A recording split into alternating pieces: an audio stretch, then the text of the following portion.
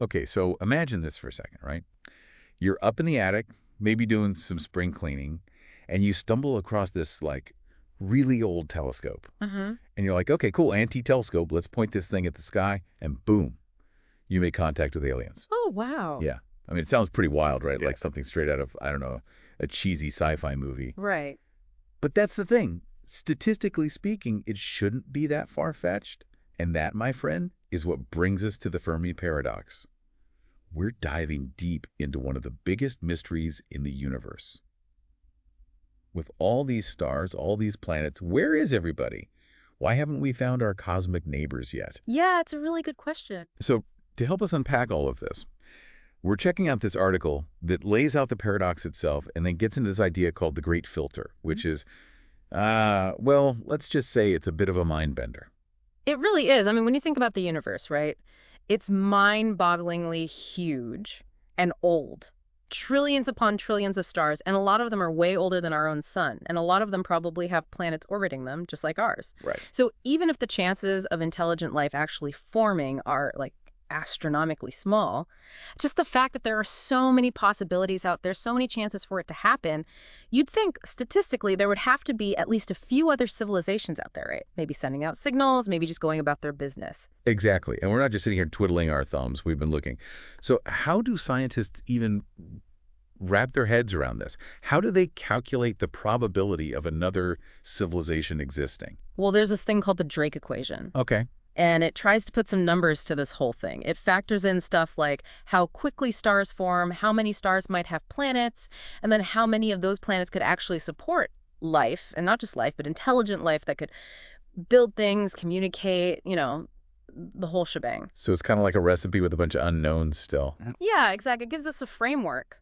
But there's still a lot of guesswork because we don't have all the ingredients figured out just yet.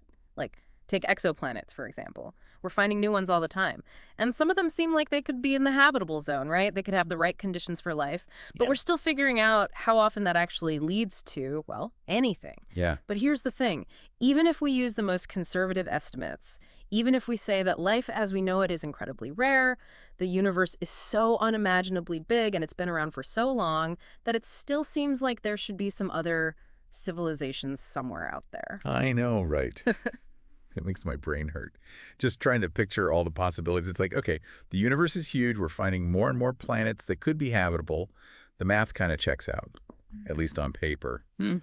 So where is everybody? That's the big question, isn't it? And there are a lot of theories floating around out there. Okay, so what are we talking about? Like alien civilizations decided to take a galactic vacation and we just missed the memo. Not quite. One possibility is that we're looking at a numbers game, like winning the cosmic lottery. Okay, so instead of $1,000,000, we get the keys to the spaceship. Something like that. It's called the rare earth hypothesis, and it basically says that the conditions that allowed life to start here on Earth, not just life, but complex, intelligent life, like Yeah. us, it might be incredibly rare. Okay, so we hit the cosmic jackpot and no one else is even close. It might sound crazy, but the more we learn about Earth, the more we realize how many things had to be absolutely perfect for us to even be here.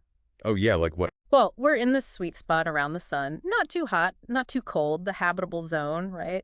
We have this magnetic field that protects us from radiation, a nice big moon that stabilizes our orbit, plate tectonics, which sounds boring, but it helps regulate the climate and all sorts of important things. Right. Even small changes to any of those things, and who knows? Earth could have ended up like Mars or Venus, interesting places to visit, but no one's setting up shop there. Okay, so maybe Earth is kind of a cosmic fluke, but what about the tech angle? What if there were civilizations out there sending signals, but we're just not listening the right way? That's definitely another possibility. Think about it. What if you had to explain the internet to someone, like way back in the day, like a medieval knight? Behold, this magical box connects you to the entire kingdom through a series of tubes.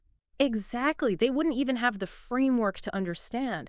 And that might be where we are with searching for aliens. What if their technology is so advanced it's like magic to us? Like maybe they're using neutrino beams or gravitational waves to communicate, things we're just beginning to understand. It's like we're trying to send a text message with a carrier pigeon.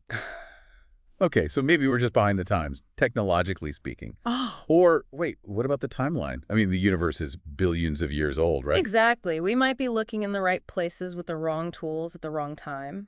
What if there were other civilizations, advanced ones, but they existed billions of years ago, rose and fell before we even came onto the scene? Oh man, that would be a bummer. Like showing up late to the biggest party in the universe and all you find are like a few stray balloons. Huh. But okay, what about the opposite? What if they know we're here, but there's some kind of galactic agreement like, don't disturb the humans, they're not ready yet? The galactic zoo idea. It's been tossed around. Okay, but seriously, what if they're just watching us from afar, waiting for us to reach some cosmic milestone before they make contact? It's an intriguing thought, isn't it? Like they're observing us, running experiments, seeing how we handle things. Okay, I'm getting some serious Truman Show vibes here, and I don't know if I like it. But there's one more idea we haven't gotten to yet, and it's a big one. The Great Filter. Right. And this is where things get really interesting and maybe a little scary. Because it's not just about where everyone is, it's about why we haven't heard from them at all. It's like there's this cosmic obstacle course, and most civilizations, if not all, don't make it to the finish line. And that finish line being like interstellar travel, contacting other civilizations. Exactly. And the question is, have we already passed this great filter, this massive hurdle, or is it still out there waiting for us? Okay, so the Great Filter is like this invisible wall that stops civilizations in their tracks, and we don't even know what it looks like, right? Yeah, that's the spooky part. It could be something so fundamental to how the universe works that it only happens like once in a billion years on a billion planets. Okay, so we're talking seriously long odds here. Give me an example. Paint me a picture. All right, so imagine this. You win the lottery. Amazing, right. But then, bam, you get struck by lightning. Not once, but twice. Ouch. And then, just to really drive home how improbable this all is, while you're recovering in the hospital, you look out the window and you see a unicorn eating a four-leaf clover. Okay, I think I need to buy a lottery ticket. But seriously, what are the chances? That's the kind of improbability we're talking about when we talk about the beginning of life itself. Scientists call it abiogenesis, which basically means figuring out how those first simple life forms, single-celled organisms, somehow came together from organic molecules. So that jump from non-living to living, that could be the filter. It's not as easy as just stirring up a bunch of chemicals and waiting for something to crawl out, right? Yeah. Exactly. It's a mystery. And even if life does emerge, think about how hard it is to go from a single-celled organism to something much more complex, like a plant or an animal. Yeah, that's a big leap. On Earth, that took billions of years, and that's with all the right conditions. It's like a cosmic upgrade that most planets never download. So it's not just about evolving the right body parts or figuring out how to breathe. It's about cells learning how to work together, to specialize, to create something completely new. Right, and even then, even if you've got a planet teeming with life, there's no guarantee that intelligence will show up to the party. It's like this whole other level of complexity. Yeah. It makes you wonder, are there planets out there with all sorts of weird and wonderful creatures that will never even look up at the stars and wonder if anyone else is out there? It's possible. And that brings us to another potential filter, one that's a little closer to home, maybe a bit more uncomfortable to think about. What if, even if intelligence does arise, what if the very things that help a civilization become successful ultimately lead to its downfall? So we're talking about, like, nukes, climate change, AI taking over, all the stuff we worry about today, but on a much larger galactic scale. Exactly. The self-destruction filter. It's like a cosmic tragedy. Civilizations rise, they innovate, they create, and then they end up wiping themselves out. Okay, that is a pretty bleak thought. But what if a civilization manages to dodge all those bullets? What if they make it past those hurdles? Is there something else out there that could stop them from reaching out to the stars? Well, maybe the universe itself is the filter. Maybe even with incredible technology, the distances between stars are just too vast, too impractical to overcome. So even if they can travel through space, it might just take too long, be too difficult to make it worthwhile. Right, and that's kind of a humbling thought, isn't it?